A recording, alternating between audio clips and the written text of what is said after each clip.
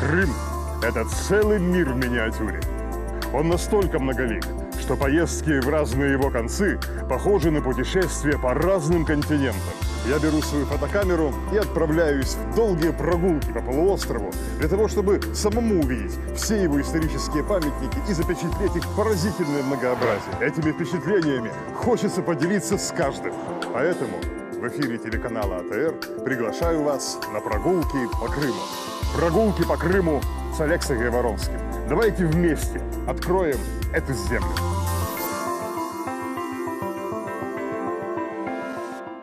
Это знаменитый Перекопский ров.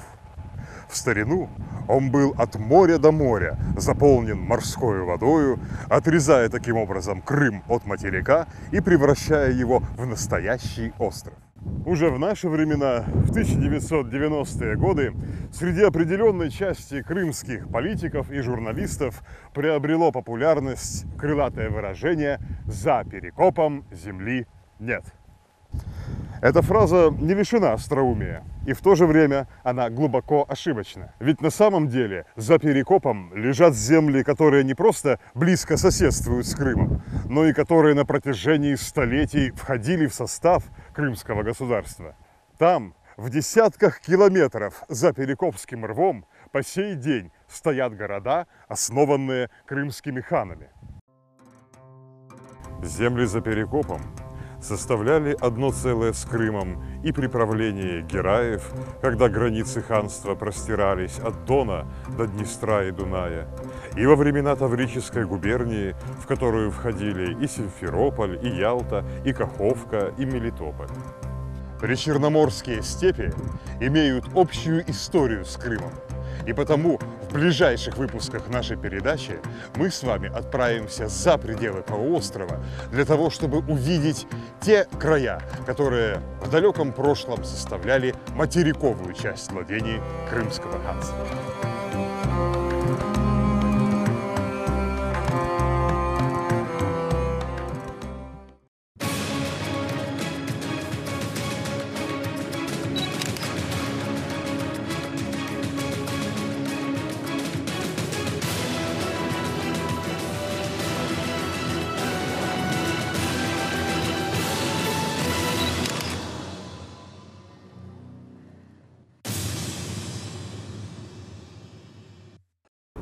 Покидая Крым, мы въезжаем на Херсонщину.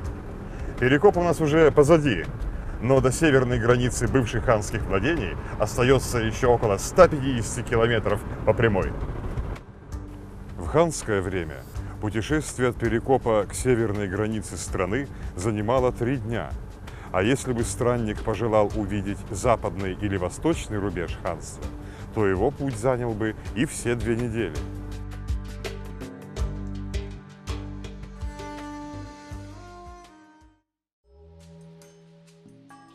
Наконец, наша дорога выходит на берег огромной реки, которую летописцы ханских времен сравнивали с самим Нилом. Здесь, во владениях Крымского ханства, эту реку называли Ози. А чуть выше по течению, там, где уже начинались земли польско-литовской державы и запорожского войска, река именовалась Днепр либо Днепро. На этом месте издавна располагалась оживленная речная переправа. Через реку постоянно перебирались люди, кто с миром, а кто с войной. Тут можно было встретить и крымских купцов с товарами для европейских рынков, и послов, и пастухов, а то и многотысячную ханскую конницу, вышедшую в военный поход. Строить длинные мосты в те времена еще не умели, и потому перебраться с берега на берег можно было только по воде. Купеческие караваны пользовались лодками и баркасами, а воины, скакавшие налегке, пересекали реку вплавь. Они сооружали из камыша небольшой плот, укладывали на него седло, одежду и оружие, привязывали плот к хвосту своего коня и, держась за узду, вместе с конем плыли к противоположному берегу. Это была непростая задача, но все же не настолько сложная, как может показаться сейчас. Ведь в старину между 2 берегами лежал длинный песчаный остров под названием Тавань. Сегодня он полностью скрыт под водами Днепра. На Таване можно было передохнуть, а затем плыть дальше. Словом, на этом оживленном месте хан Менгли-Герай в 1504 году и решил поставить крепость. Для того, чтобы облегчить переправу войск, а заодно и собирать налоги с перебирающихся через реку торговцев. Новая крепость получила название Ислам-Кирмен. Налог за переправу брали и на противоположной стороне. Ниже по течению реки сохранилась башня, которую, как считается, выстроил в XIV веке возле своего таможенного пункта тогдашний правитель западного берега, литовский великий князь Витовт. Ислам-Кирмен был частью целой цепи крепостей, которой Менгли-Герай опоясал подступы к Крыму. Первой стала крепость Тегин на одной из днепровских переправ. Второй – Джан-Кирмен в самом устье реки.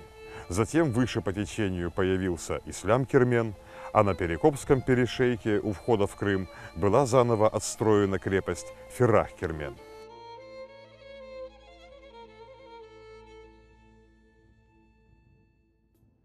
Усилия Менгли-Герая были не случайны.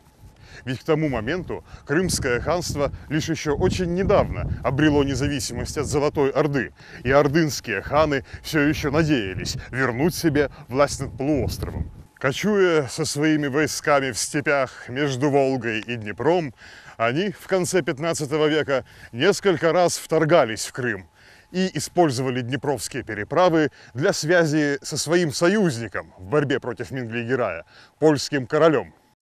В конце концов, Менгли-Гераю удалось справиться с этой опасностью. Он победил последнего ордынского правителя и пригласил его подданных перекочевать от пустынных приволжских степей к щедрым пастбищам Нижнего Днепра. Этот приток новых людей позволил хану значительно увеличить свое войско.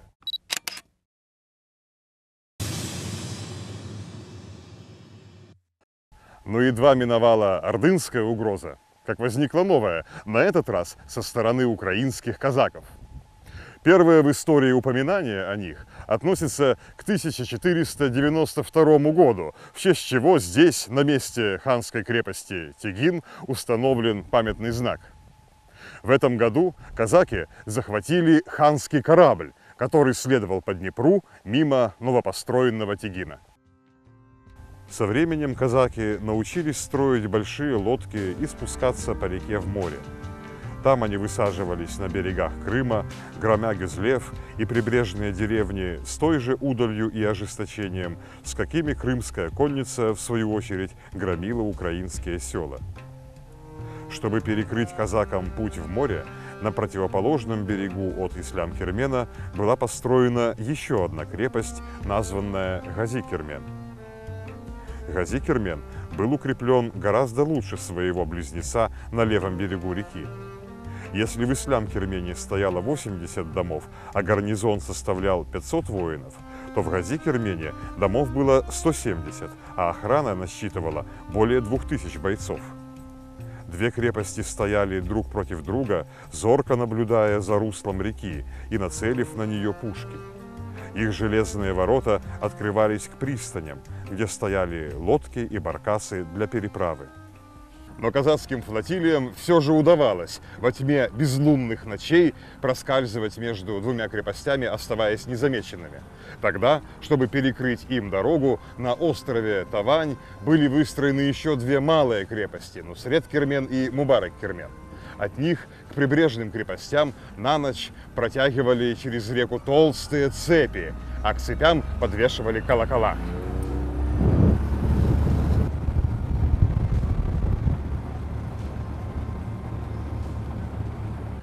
Пройти по реке стало еще сложнее.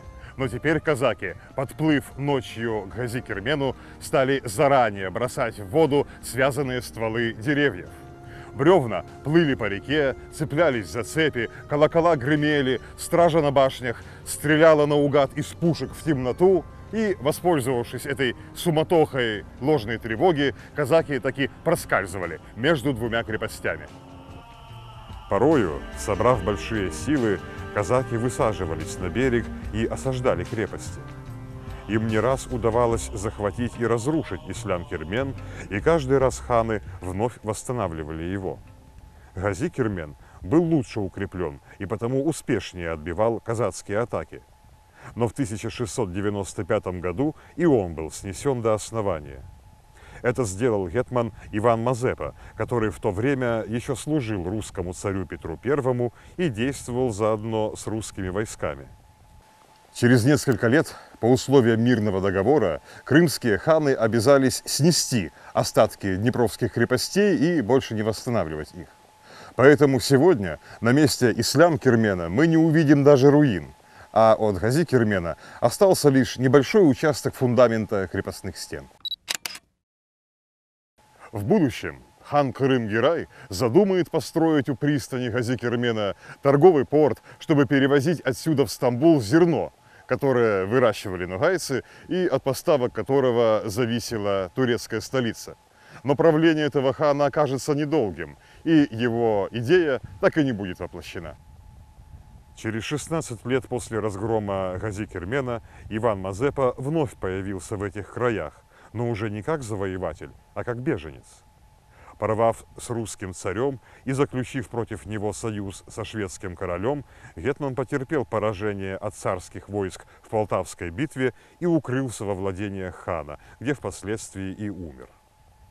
Вскоре на крымскую сторону Днепра стали прибывать тысячи запорожских казаков.